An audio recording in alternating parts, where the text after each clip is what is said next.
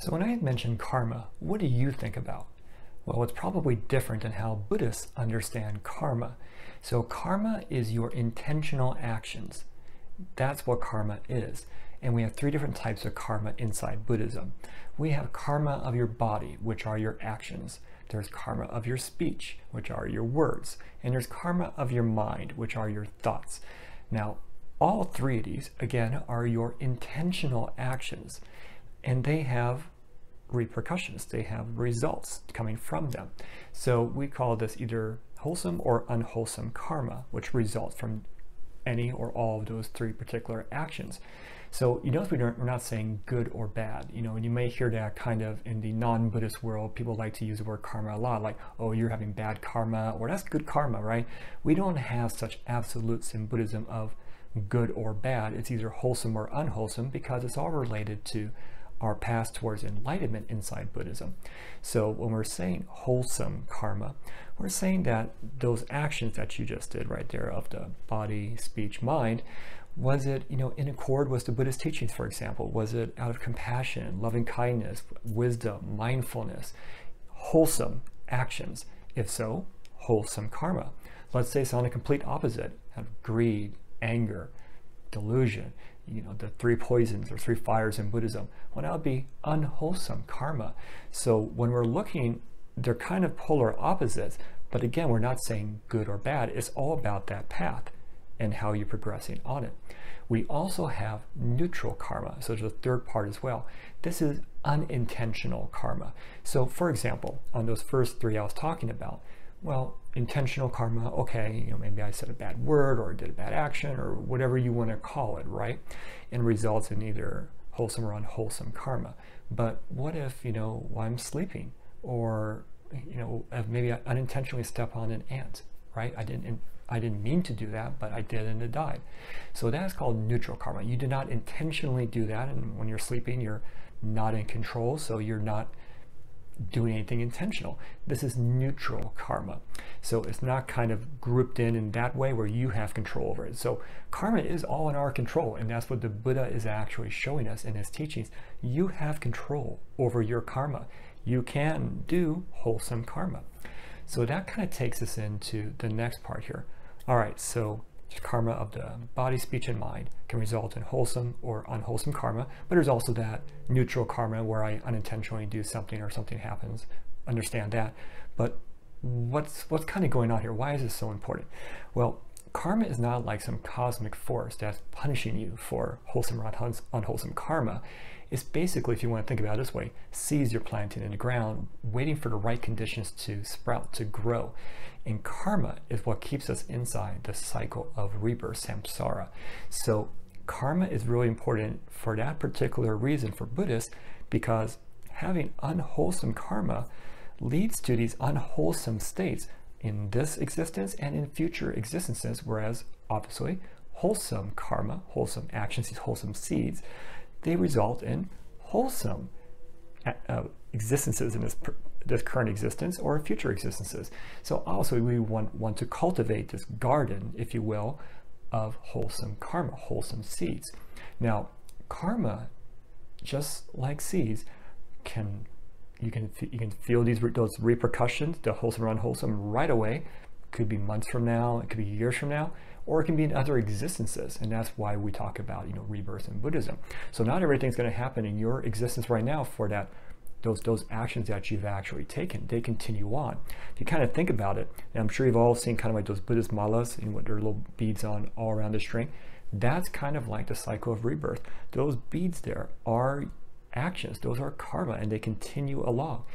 So to give you kind of an analogy, think about if you have a glass of water, and inside there, you know, it's clear, clean water, right? You can drink it, great, right? Wholesome karma.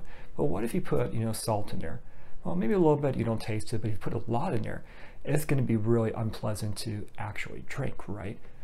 Dukkha. But that salt doesn't go away. So karma, as soon as you generate it, that's it. Wholesome or unwholesome, it continues on. You know, it doesn't go away. Those past impressions or the future potentials of them, they've always existed. You've generated that. But that doesn't mean there's without hope. So imagine that glass, but now you pour that glass into like a big bucket, right? So, and you pour nice, wholesome, clean water inside here. It's diluting that salt. And so maybe you can still, taste some traces of it, but otherwise you can drink it. Maybe it goes into a bigger bucket because you're continuing on this path, even more water. You're not even probably even taste the salt anymore, right? Those unwholesome karma. So when it comes to karma, your intentions matter and you are in control of it. So you can keep creating these bigger buckets, if you will, and pouring that fresh, clean water in there, and it basically dilutes that salt. Now, does that salt still exist inside that bucket? Yes, absolutely. But you are still in control.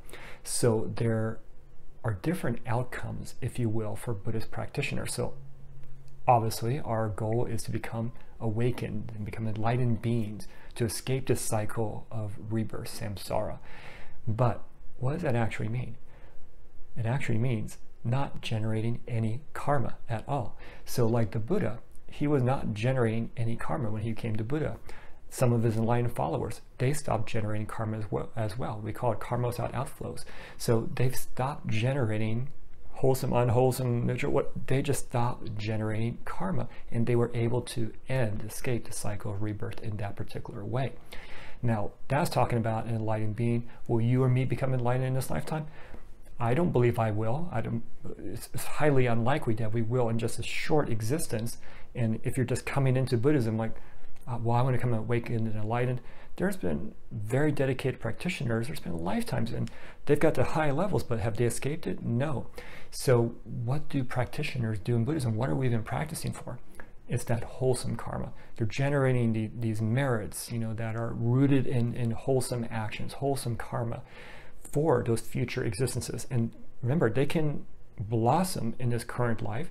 So for example, if you have loving kindness, compassion, generosity, and that's just constantly coming from you, it affects other people as well, right? And so yes, you may feel the results of that. Whether you do or do not, you are generating wholesome karma.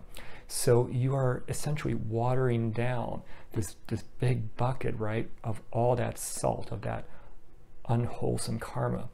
Now, again, it may sound very, I don't want to say depressing, but well, if I'm not going to benefit from this right now, why am I even practicing?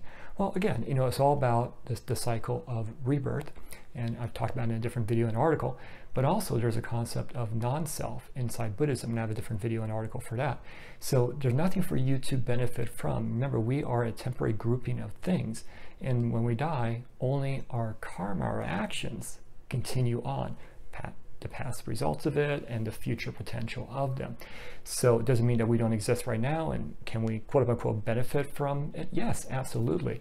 But it's all about this continuous cycle, right? So Buddhist practitioners are constantly doing meritorious actions. They're trying to generate this wholesome karma so that in this existence and in future existences, you're getting rid of that salt. You're diluting it down as much as possible. So to give you an example, so one of the Buddha's very famous followers was Angulimala. And so he was a mass murderer. He was a mass murderer. And he basically confronted the Buddha, and the Buddha, through his presence, was able to transform Angulimala. So instead of killing the Buddha, he's like, I'm overwhelmed. I want to become a monk. And so he did. And a lot of suspicion, a lot of, debate, if you will, about that. But the Buddha saw something that maybe we would not see, in that, yes, you can change your actions at any time. Now, Angulimala, he had a lot of salt inside that bucket. He killed a lot of people, a lot of unwholesome karma, right? But he is actually revered inside Buddhism right now, because when he became a monk and what he was able to do afterwards, especially for pregnant women and stuff like that, he actually helped one give birth, get away that suffering and pain, that he transformed. But here's the interesting part of the story where I'm trying to go with this. He was still, no matter all this wholesome karma he was generating, he couldn't escape his past karma. And so he was eventually beaten literally to death by some villagers, just he killed, their family members and friends and stuff like that, and they couldn't get over that. Even though he was a monk, they couldn't get over that, and that past karma essentially came to fruition, and he died. But he was still so grateful, even though he was dying. At the Buddha's foot right there, when he got back to the Sangha, even then he was so grateful that he was able to generate this wholesome karma and change his actions. That was overwhelming for him. So even the last breath, he was so grateful. Was he escaping the cycle of birth and death? That I don't know. But obviously there was a lot of unwholesome karma in his past, but he made the decision, he made the choice, and that was powerful. So he understood, my past karma did catch up with me. I accept that, but I've changed, and I was doing wholesome karma, wholesome actions in the meantime, after I became a monk. So we can think about it that way. Yes, past existences that were not me, I am I've received that past karma, whether it's wholesome or unwholesome. I believe some of it are wholesome to lead me towards Buddhism in many ways, but there could be also unwholesome ones in there as well. And what I'm generating right now, that's going on to the future, right? So you can kind of think about it this way, almost like your genetics, right? You're going to inherit things from your mother and father, and they did from their families as well too. You can't get rid of certain things, but you can control what you can control, and that is your actions of the body, your speech, and the mind. And when we root ourselves in loving kindness, compassion, generosity, these hallmarks of Buddhism, the conduct, and we have mindfulness, wisdom, we're studying the scriptures and everything else like that, and be practicing as actual Buddhists. We're doing these meritorious actions. We're on this path towards wholesome karma. We're generating that wholesome karma. So we're basically stopping, we're trying to stop, if at all possible, unwholesome karma. It's almost like if you've been shot or cut or bleeding or something, right? You want to stop the bleeding. So we're trying to stop that unwholesome karma. We want to stop ourselves from doing that, right? We've got that bleeding under control. Now we want to heal it, right? So we want to do wholesome karma. We want to do these actions, speech, mind, that results in wholesome karma to heal that wound, right? But then ultimately, we want that to heal up so that I'm no longer bleeding, I no longer risk for that, I'm no longer generating karma, I'm going to become an enlightened being, and so thus I'm able to escape the cycle of birth and death, just like the Buddha did, and like some of his enlightened followers did during his lifetime, but they would also in their future lives as well too. They were on that path. So high level overview of karma. The biggest thing I want you to walk away from on this is it is your intentional actions, your intentional body, speech, mind, the actions from there. That's what's really we're talking about. It's like karma. Karma does not go away, wholesome or unwholesome. They can fruition at any particular time, either in this existence or in future existences, but you are ultimately in control. And our ultimate goal is to no longer generate karma at all. But we got typically a long way to go for that. So our goal is to, once again, stop unwholesome karma, stop that bleeding. Then we want to generate wholesome karma. We want to heal. But then eventually, whether this existence or future existences, we want to no longer generate karma whatsoever and become enlightened beings, exist in that state, nirvana. So do you have any questions about karma? And what are your thoughts about it? I'd love to hear about it in the comments. Thank you.